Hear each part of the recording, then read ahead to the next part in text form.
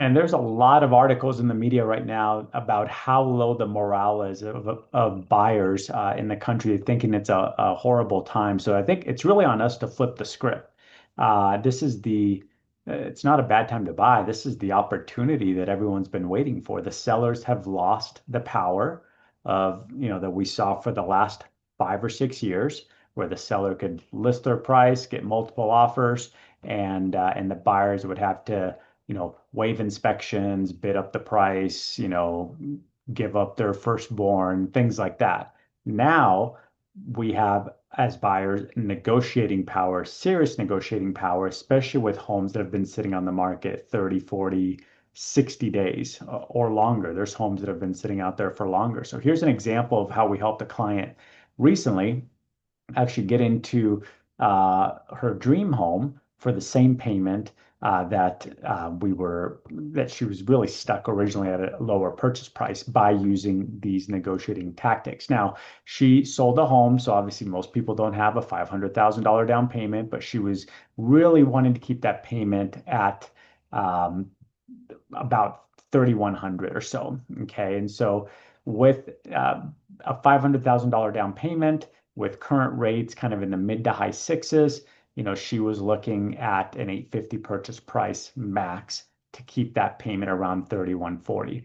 Now, the perfect home that checked all her boxes came on the market. And actually, it had been on the market, but once we discussed this, she stretched her search range a little bit, and she found a home that was at 900,000, been sitting on the market for 47 days, I think, about 50 days or so.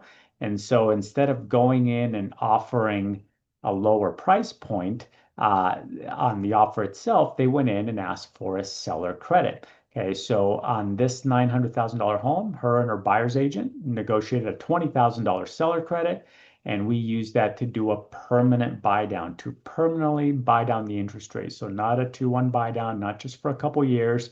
She's very conservative as a buyer, so she didn't believe maybe that rates would ever move lower, would rather have the sure thing now. But here's what we did with that. We took that $20,000, we paid based on her loan about 5 discount points, and that got all paid for by the seller. And then we were able to lock in a 5.5% 30-year fixed rate for her, which kept her payment in that $3,100 window.